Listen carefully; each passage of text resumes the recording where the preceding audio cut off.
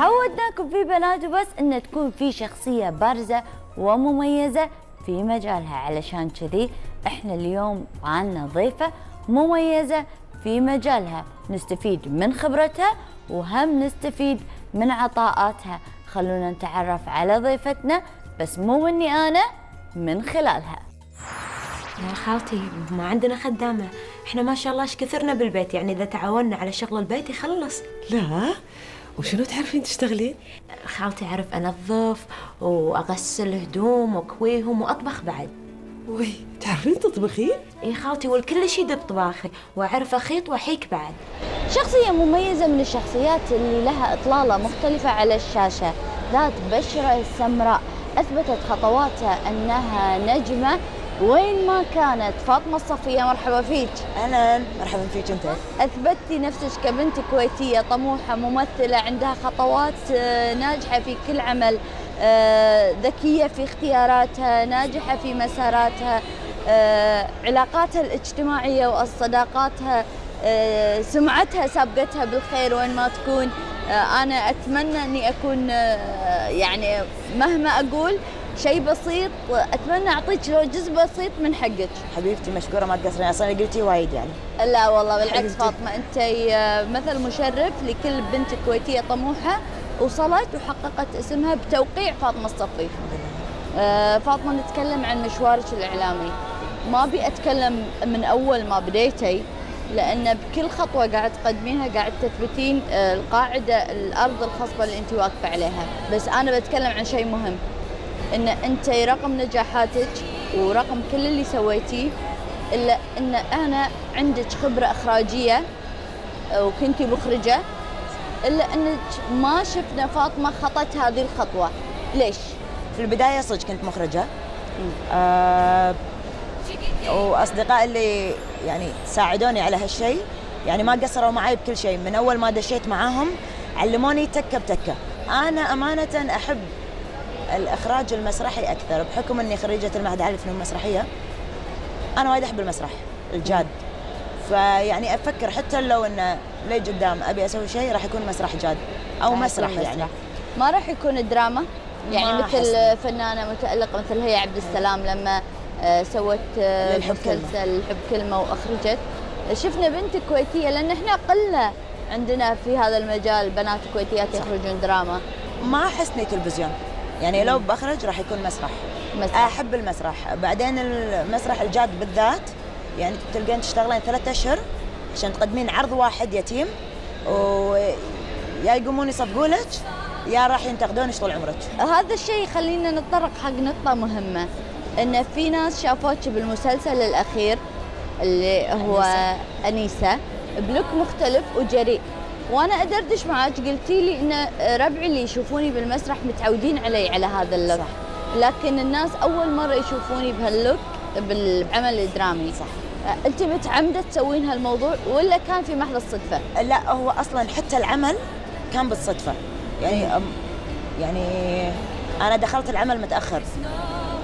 كانت صديقتي شجون اللي تسوي الدور، وصارت ظروف أنا صرت بديل عن شجون.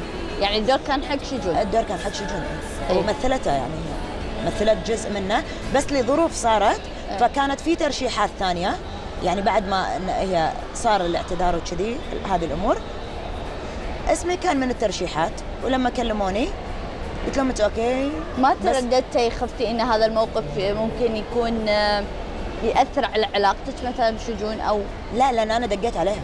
قلت لها ترى مكلميني على الدور، وقلت لهم ما راح اعطيهم موافقه لين اقرا، يمكن ما يعجبني يعني. يمكن الدور اصلا كله ما يعجبني، فما راح اقول اوكي يعني. هم كلموني قلت لهم بقرا. هذا اللي صار. وقلت لها كانت تقول لي روحي يعني سوي. قلت لها ترى ما راح اسوي نفسك، انا ما ادري انت شو مسويه ولا بادري انت شو مسويه، بسوي بكيفي. كانت تقول لي روحي وراح تسوينه وايد حلو. كان اروح وقعد قريت الدور. الدور اصلا فيه اشياء مكتوبه انه لازم شخصيه انيسه لما تنكر تكون بشكل غير.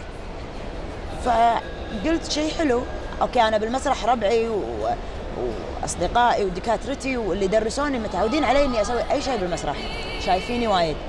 قلت بالتلفزيون ما شافوني، فهذا شيء حلو انه يعني خل اطلع.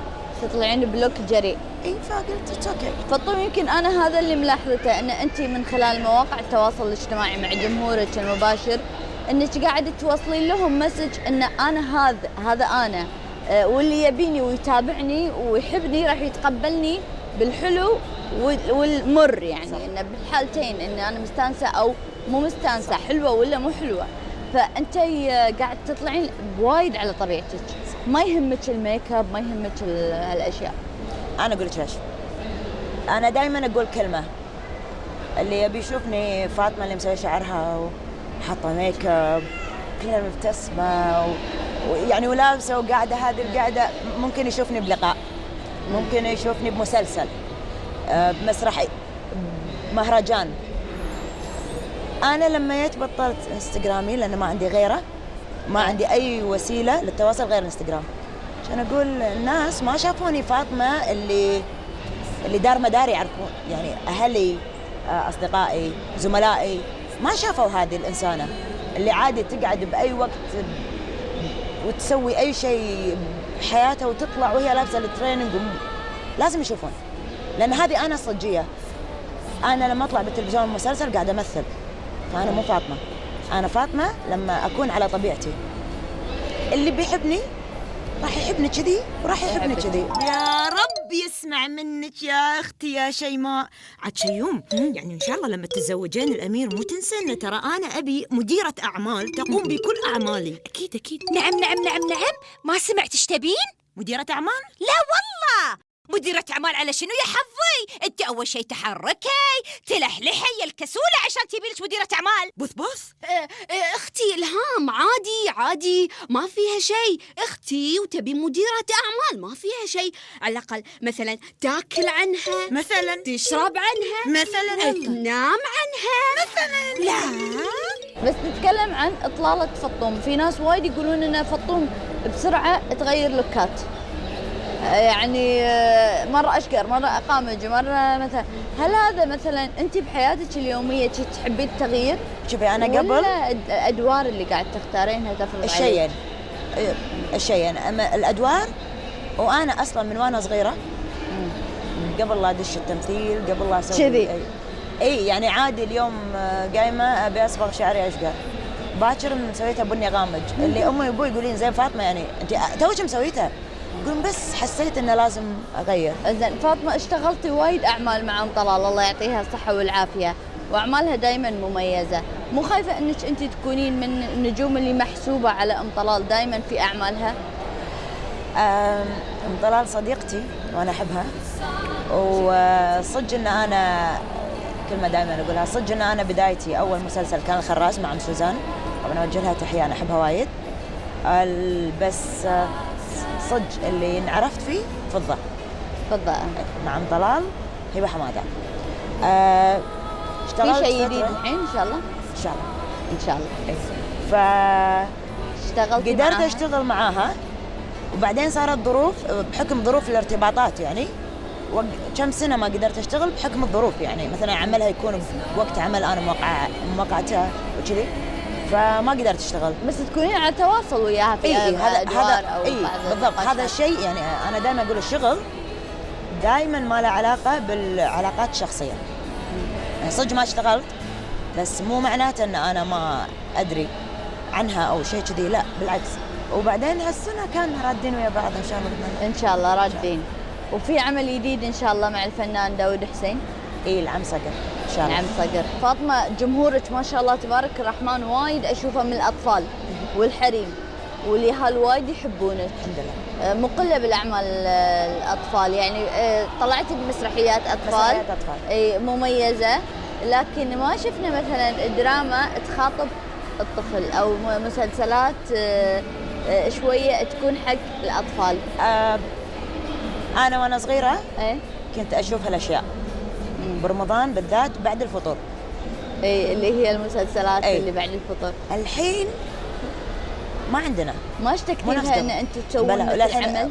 انا اشوفها للحين، يعني انا بعد كنت اشوفها، عشان شي قاعد اقول لك ما تفكرون ان تسوون عمل كذي وكونك انت تحبينها، فممكن انت يمكن احنا قبل تعودنا، بس الصغار اللي الحين ما تعودوا، يعني هذه العاده ما استمرت.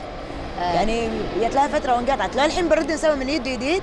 ممكن الامهات الجيل ما تدرين ايش يتقبلها؟ بيقولون؟ الامهات اللي عاصروا هالشيء، وقبل كان غير، الحين صار غير. طبعا أحسن هو في لو يصير مقارنة. اي وايد راح يصير. ف انا يعني اذا بيصير شيء زين وامكانيات وايد زينه، نص وايد حلو، ممكن كل شيء تشوفين. ممكن، ليش لا؟ عشان كذا انا ما اشتغل الا مسرح اطفال. وانت ممتعه وين ما تكونين، واحنا سعيدين بتواجدك ونتمنى لك كل التوفيق ومتابعينك أجمعين. في الطوم، ودائما ننطر الجديد، وابي اشوف عمل اخراجي وان شاء الله التعاون معاك، انا اكون المذيعه وانت المخرجه. ليش ما تصيرين ممثله وانا مخرجه؟ لا انا ما لي هالدرب. عمي أنا من دشيت بيتكم وعمري ما طلبت منك شيء، هالمرة جايت لك ومتعشمة. تحت أمرك، أي طلب تبينه تحت أمرك. إذا بيدي والله من عيوني وعلى خشمي أمر يقول أيوه. عمي أنا جاي أكلمك عن طلال. شوفي، إذا تبين أطلع طلال من مكانه لا تكملين. ليش عمي؟ عمي ترى طلال وايد متغير، وترى هو وايد حاسس بغلطه ومستعد يسوي كل شيء أنت تبيه. عمي الله يخليك عشان يطلع من مكانه.